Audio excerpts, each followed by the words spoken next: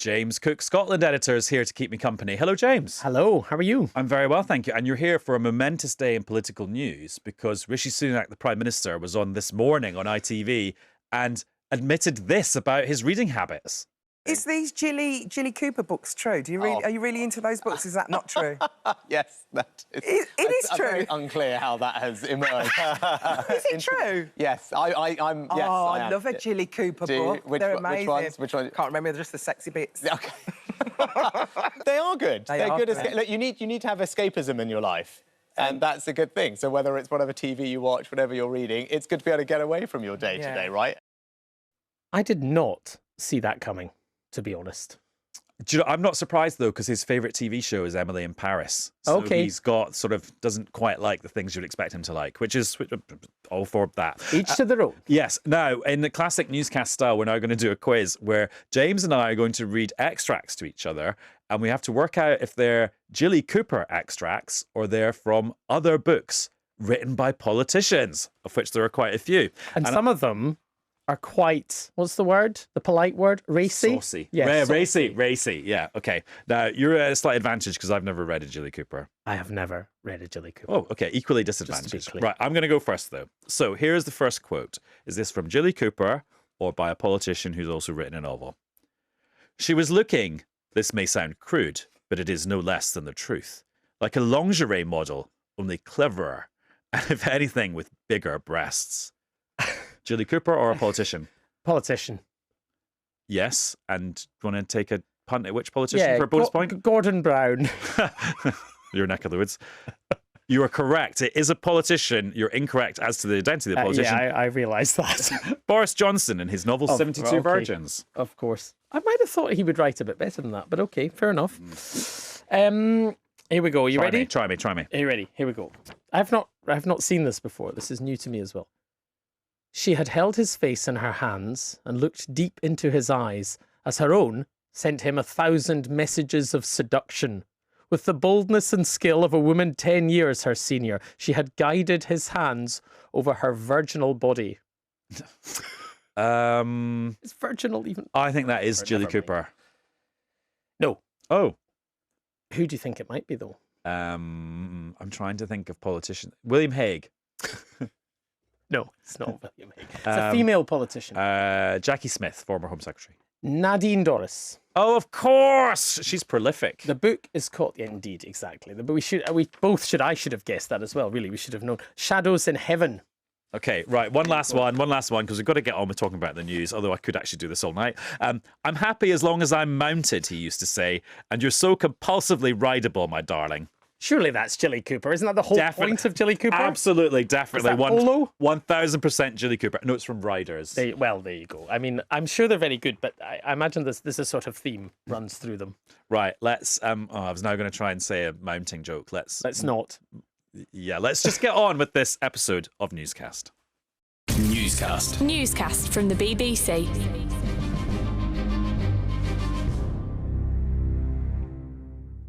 Hello, it's Adam in the studio. And it's James in the studio. Lovely to have you here, James. And we'll be joined virtually in a second by Chris Mason, who has been on a beach all day. And he's been on a beach talking about migration, because today we got the latest net migration figures.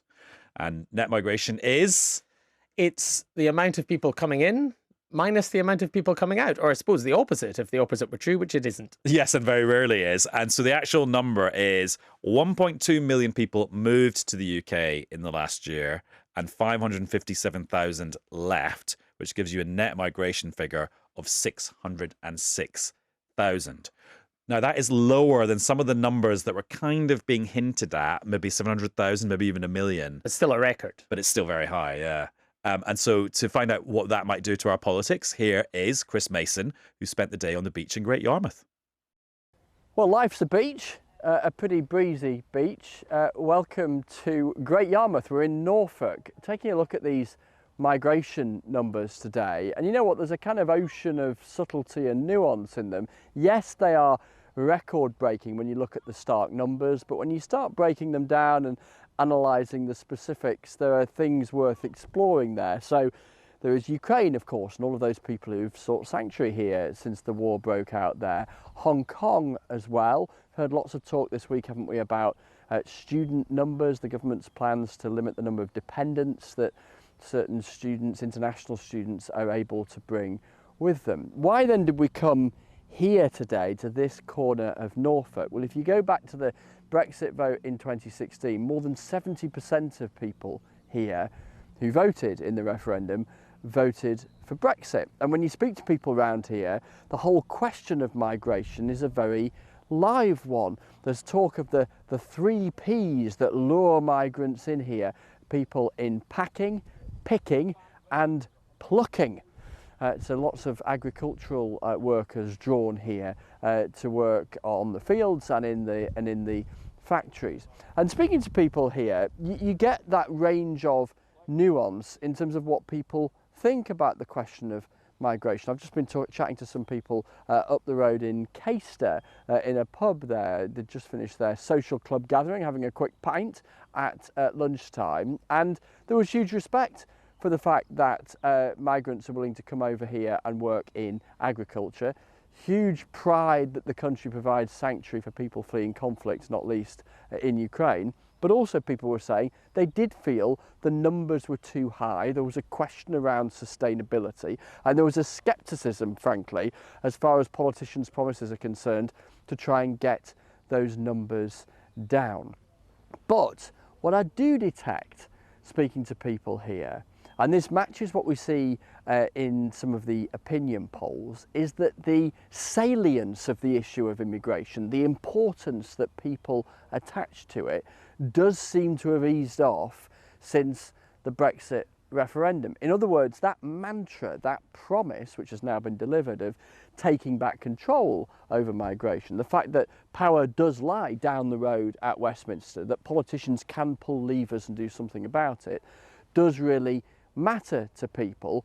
But there is still a scepticism about whether those politicians will be willing to make the difficult judgments or be open about the trade-offs to try and get those numbers lower, as the Prime Minister has today promised. Can he manage to do that? And if so, at what cost? And then also, what do Labour promise to do in the countdown to the next election? And after the next election, were they to find themselves in government? And hopefully Chris was wearing Factor 50 because it was very, very sunny on that beach. We did ask a government minister to come onto Newscast to talk about these figures, but no one was available. Prime Minister, though, was interviewed earlier today on ITV, on This Morning, and this is what he had to say on the subject.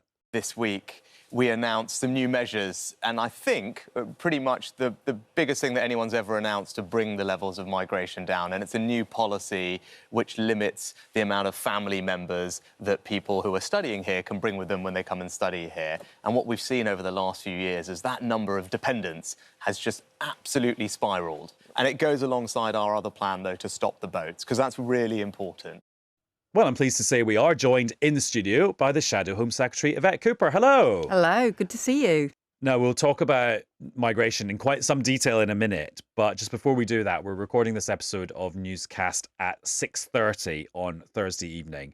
And so a couple of hours ago, we got reports that a car had crashed into the gates, the security gates outside Downing Street. A man has been arrested, but I just thought security is a big part of your job as Shadow Home Secretary. What's your reaction to what we've heard so far? Of course, well, obviously always when you have any kind of incident like this, the police, the security officers will always take it immensely seriously, and I would just pay tribute to them for the work that they do, immense work that they do to keep us safe. Often a lot of it goes unseen and a lot of it is just taken for granted, and it is immensely important, so thank you to them for that. We obviously don't know the details of this incident yet, and I know the police will provide updates in due course, and we obviously leave them to continue their investigation. And you'll be able to get those updates from the police on the BBC News website. Right, net migration, 606,000. Where is that on your personal scale of kind of like too much, just fine, not enough? Well, we've said that we believe net migration should come down, and I would expect it to come down. These figures really are unusually high. That's partly because it includes Ukraine, Hong Kong, and also there's been an increase in international students after COVID that obviously brings great benefits to the country. But there's also this significant issue about the 120% increase in work visas in just a short number of years, at the same time as you've got the skill shortages in the country growing. So when you've got, I think, this combination of the big increase in work visas, also clearly big problems in the asylum system, also in today's figures around the asylum backlog going up, decision making going down, and of course, in terms of the Conservative minister's approach, they've got net migration twice the level that they were aiming at. It shows, I think, a level of chaos in what they're doing, and I don't think they've got any kind of plan or grip on immigration or asylum. And really, where's the Home Secretary today? She's not come on your programme, she's not gone on any programme, she didn't even come to Parliament, she's just missing. And these are the policies she's in charge of. I wouldn't say not coming on Newscast is a major signifier of anything, but... You underestimate yourself. But in terms of Labour's position, just to be clear, you want these figures to come down. By how much? Well, we've also said we don't think it's right to set a target. So, why? Because it's politically inconvenient? No, because look at what's happened with the targets that the Conservatives have set. So net migration obviously is a complicated measure because it looks at immigration and emigration. It includes international students, it includes refugees, different kinds of migration. And they have just changed how they measure it. Yeah, as well, they have. They've changed how they measure it. It includes all sorts of different things. And David Cameron set a target, and it was, completely failed. It was like meaningless. Boris Johnson set a target, and figures went in totally the opposite direction, and it doesn't seem to have affected any of the policy decisions that he took. Rishi Sunak seems to be shifting around, setting different targets. It's not really clear quite what he's doing, but he still seems to be setting targets. And I don't actually think that is a sensible approach to this issue. What we're trying to do is set out, here's what our policies would be. These are the practical things that we would do, that we would think would make a difference. Yeah, but the question is how much of a difference, isn't it? And people have a right to ask, how much of a difference do you think this will make in terms of the numbers? But then that also depends on things like whether, you have a situation like Ukraine, which nobody could anticipate. It also depends on what's happening in the labour market at the time, the pace the economy is growing and so on. So there are lots of different factors that affect it in any one year, and that's why we think it doesn't make sense to have a target. But we have said, look, here's some things that we would do to tackle the real problem that has led to the big increase in work visas, because immigration is important. International recruitment is going to carry on being important. But the system also needs to be properly controlled and managed, and we need to also target these skills shortages here at home. It can't just be this situation where employers always turn to an overseas recruitment and never actually do the training and the tackling the skills shortages at home. And the announcement you made earlier this week was kind of related to that. And so just to explain it to me. So this idea, so you have the shortage occupation lists where employers are allowed to bring in people from the rest of the world, kind of outside the points-based immigration scheme. But you would change that to be what? So we would make a couple of big changes to the shortage occupation list. It's part of the points-based system. It's part of the skilled worker visa. So you get extra points, don't you? Exactly. Yeah. So you get extra points if you're on the shortage occupation list. But at the moment, there's no link between the shortage occupation list and any training requirements. So engineers, nurses, they've been on the shortage occupation list ever since it was first set up. 15 years, they've been on the shortage occupation list, but there's never a proper plan to tackle the shortages. And in many cases, those shortages just get worse and worse. At the same time, there's also this wage discount. It doesn't apply in the NHS, but it does for a lot of private sector employers, where if you're on the shortage occupation list, you can recruit for 20% less than the going wage. So that means you can pay somebody less if they've come from overseas to do a shortage occupation, when there should actually be an incentive to train and to pay people fairly here in the UK. So really, everybody should be paid the going rate. It's not fair, but it also acts at the moment as an incentive for employers to turn abroad for their recruitment because they can get it cheaper, rather than to sort out skills and training shortages and to pay people properly in the UK. Why would an employer spend more on training when they could maybe spend a bit less extra on paying that person to come in? Well, so that's the problem, isn't it? No, but I'm just wondering, how does your plan to make sure that everyone gets the going rate, how does that solve the skills thing? It does two things. So look, you've got to have the skills measures anyway, and I can tell you more about the skills changes we would do. But in addition, what this would do is, first of all, it means it's just fair. It's fair. You shouldn't be having, people who've come from overseas should not be being paid 20% less just because this is a shortage job. But at the moment, if you know as an employer you've got a skills shortage, you've got a problem recruiting, actually the cheapest thing for you to do is to recruit from overseas because you can pay somebody even less.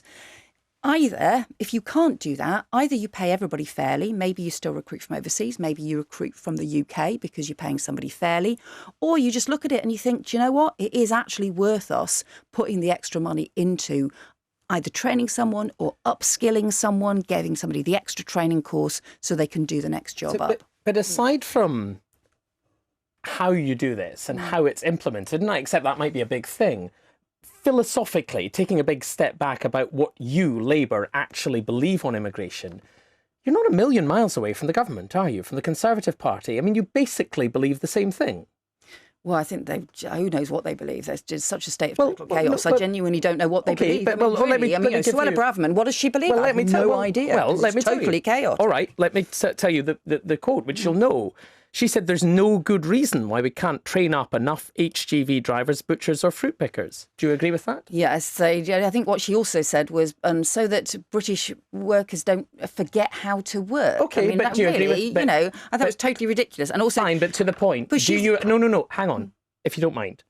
Do you agree with that? I was respectful to you. Does Labour agree with that or not? That's my question.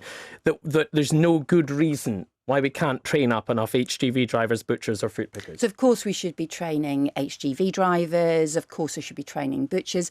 I think there has been an issue with the seasonal agricultural workers that we should recognise, because the government did attempt to get British workers to come do the seasonal agricultural work. I mean, I've done lots of fruit picking. I was my summer job. It was my summer job. Was it yours as well? No, James did. Yeah. So I worked in a call centre. So where did you do yours? So it was a farm in Hampshire where I picked strawberries, I picked gooseberries. It's hard, isn't it? Yeah, it is. I did it in Angus, where I grew up in Angus. Yeah. And I even learned how to drive a tractor. Yeah, me too, but not not very well. If the truth be told, topic, no, it's not off topic. No, it is the topic. But no, it's completely relevant, isn't it? Because we did that, and I did that as a young age, as a child. And when I grew up in the Strathmore Valley, lots of school children did that work. And these days, they do not seem willing to do so. And the farmers say they're really struggling to get labour, which I think was your point, without it being immigrant labour. So is that okay? Yeah, and I think it's also become a lot more sort of professionalised, hasn't it? I mean, the pace at which I think compared to how slowly we were picking strawberries. It was very good. No, I was. I don't. That we're talking like 35 years ago. I don't think it was. You're comfortable with people coming in to do that. I think to the country. There is a seasonal agricultural workers scheme. The government has, I think, tried to do the recruitment. So. Look, we should recognise there will always be international recruitment, and our country benefits from having different skills, different talent come to the UK from abroad, and it always has.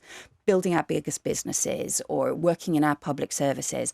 But the system has to be properly controlled and managed. And we have seen a 50% increase in work visas in the last 2-3 years since the pandemic. That shows that there is something that the Conservatives are completely failing to address, which is these growing skills shortages and also these deep long-term skills shortages. The NHS actually is the best example because the government controls the training, and yet they've totally failed to train enough nurses and enough doctors for very many years. We hugely benefit from people coming to work in our NHS, caring for our loved ones, treating us when we're sick.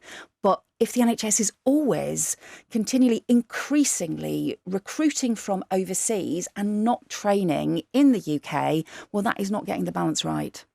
On a hugely different note, this morning on ITV, we learned that Rishi Sunak secretly likes Jilly Cooper novels. I don't know if this is breaking news for you as you're No, actually it's doing very work today. Are you a Julie Cooper fan? Do you know what? I haven't read a Julie Namesake, Cooper for wise? a long time. I did read Julie Cooper quite a long time ago. And did you like So- them? Were they for you? I think cup I of read tea? I think I read one or two, and they were fun at the time. So, What sort of novels are you into at the moment? so the last one I read. I know, are they so no, highbrow or very middle or do you lowbrow? know, it's a novelist called Jacqueline Winspear and Maisie Dobbs. What sort of Novels. genre- what genre? It's a sort of crime novel investigator set in the 1930s. That was the most recent book I've read. Did you find, like a lot of people after COVID, you didn't quite have the attention span anymore Oh no, for a it's, novel? you know. I Did that happen? To me, it happened. Did Yeah, it happen to you? yeah. It's, you know, I mean, we always all kind of figured I was always remember this was the big thing going on holiday, because I would always used to read novels on holiday and so on until the kids were born. And then I found, especially our first holiday after we'd had our oldest daughter, and, you know, Ed had read 3 novels in the space of a week, and I had read Something on neo-endogenous growth theory. No, actually, it was full on novel. Ed, as you can imagine, reads on everything. And I had read 3 magazines. And that was kind of the difference. Does that tell you something about the division of childcare labour? It does. I have to be fair that, you know, Ed obviously does a huge amount of the cooking, which I don't do. But on the childcare side, it was definitely, it was. Do you know what's more of a interesting? When I challenge. think about Keir Starmer, though, in his free time, I picture him at a football match. I don't picture him reading like a weighty tome. But I wonder if that's some careful Do you know what? Yeah, I don't political know. positioning he's done there. And actually, Oh yeah, no, he is obsessive about football. No, he really will. He'll talk about football at any excuse. It's just no. Well, Yvette, thank you very much for talking to us. Thank you for having me. Take care. Well, let's get back to migration now and look at some of those figures in a bit more detail, try to figure out what's going on with Madeleine Sumption, who is director of the Migration Observatory at Oxford University, which analyses UK migration data. That's right, isn't it? That's right, yeah. Hello. Thanks very much for having me. You're welcome. Thank you for coming in. So, I suppose the first question is, what do you make of these figures? 606,000 is the net migration figure of people coming into the country. Did you predict that? Did you think that was going to be about where we would land? I mean, it's always difficult to predict the figures because so many different things affect them. But yes, I think it was clear that it was going to be a high number, and it is. I mean, just for context, if you look back to around the 2010s, typically net migration would be in the range of 250,000, sometimes 300 or a little bit more. So this is significantly higher. The measurement is not exactly the same. But it's, we can tell that these are high numbers by historical standards. But hang on, if you're saying it was around maybe up to 300,000 in that period, and about 300,000 of this 600,000 or so is attributable to 2 specific places, Ukraine and Hong Kong, is this actually that unusual by historical standards if you were to strip that out? I think that there are still some unusual things going on. In particular, the increase in international students is very striking. And the numbers of people granted visas and international students has more than doubled over the course of just a few years, and that has an impact on these figures, on these net migration figures in the short term. But because most international students tend to stay temporarily, what we expect is that after 1 to 3 years, when they start to go home, we'll see emigration increase, and that brings down the net figure. We're actually already seeing a little bit of that figures. The main reason that the figures didn't increase more was that there's been an increase in emigration of international students, which kind of helped hold the figures. What did you think of what Yvette Cooper was saying? Because actually I was surprised. Sorry, I just did some classic mansplaining there, didn't I? Tell me what you thought.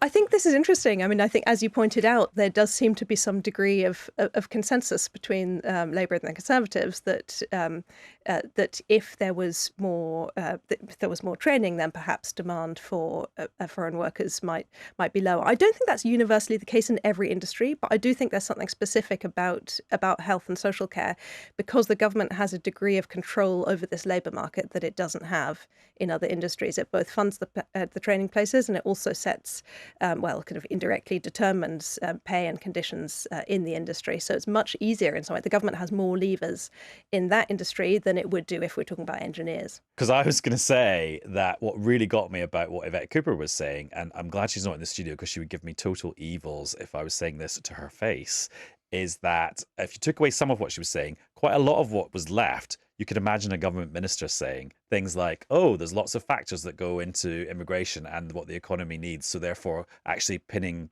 certain numbers on things is not very sensible. And it's like, actually, yeah, that's what you can imagine a Home Office minister saying as well. And then part of me thought, is that somebody eyeing up being Home Secretary next year and knowing that they will have to front up some figures that, well, they might be lower than where they are now, but still be a lot higher than where they have been in the past, and then have all the same criticisms thrown back at them? I think the issue with these the targets and specifying what you want the number to be, I think people often want politicians to be able to say, I can bring you net migration of X amount. The challenge for government, and why I think politicians are reluctant to commit to it, is that policy doesn't actually dictate what the number of people is. It sets the criteria, but the number of people who take up that offer will vary over time. And so if you look at international students, for example, we actually had a very similar regime to the one that we had now about 15 years ago, but the number of people who took it up was much, much smaller. So you can't always predict what number of people are going to come in under the policy that you set. And of course, we're treating this at this moment, and of course, reasonably, because you look at the data, as a statistical discussion. But there's another aspect to this, a very significant other aspect to this, which is culture, isn't it? I mean, it's all very well. We can have all the numbers we like, and we can talk about demand and need and requirement. But for a lot of people listening to this, watching this, they might think, yeah, but I have an opinion about what this country looks like or should look like culturally, and that also affects the public perception towards immigration, and that must therefore feed into policymakers. I mean, of course it feeds into policymakers' discussions as well, but that's very hard to quantify. Yes, that's absolutely right. It's much easier to talk about economics and how many people are in the labour market and vacancies and so forth. You can look at some kind of cultural measures with opinion polls, but it tends not to be very satisfactory. Ultimately, these are things that people sort of feel rather than quantify. Yeah, exactly. Now, is it true you're doing one of these reviews into the BBC about how we cover certain issues, and that you're doing a review of how we talk about migration on news programmes? I am doing a review, and I will be happy. Right now? Not right now. It's actually mostly retrospective, you may be pleased to hear. But, very much so. Looking at coverage primarily last year, but and I will be happy to talk about it when it's completed. Let's talk about something retroactively, though. Having observed this conversation that we've had nationwide for a long time now, how do you think it's changed since Brexit? Just the way people talk about immigration and the numbers. I think there have been some really interesting changes, well, in public opinion. So we have probably best data on public opinion. There actually has been quite a surprising shift since around the time of the referendum, that public opinion appears to have become more positive about migration. And at the same time, the salience of migration, if you look back just around before the referendum, it was routinely one of the top issues. So you'd ask people, what are the big issues facing the UK? And immigration would often come up, if not number one, then number 2 or 3. It's really fallen down a lot. And I think, there's been a little bit of an increase in the last few months, but perhaps not as much as you would expect. Well, especially when you look at the, sorry, I maybe interrupted your point, especially when you look at what's happening with the numbers. You might think the opposite would happen in public opinion as the numbers of net migration were rising. Indeed, and not obviously you've got the numbers, and then you have the political debate. There's obviously been a lot of focus on migration, including the issue of small boats, and so it's surprising to me actually. And we'll see what happens next, right? But for the moment, it's surprising to me that the salience of immigration hasn't increased more than it has. That's really interesting. It's very interesting to have your analysis, Madeleine. Thank you very much. Thank you for having me. And James, thank you for being here, keeping me company in the studio while Chris was sunning himself in Great Yarmouth, while also investigating opinions on migration as well. Indeed. It's a pleasure. And we'll be back with another newscast very soon. Bye. Newscast from the BBC.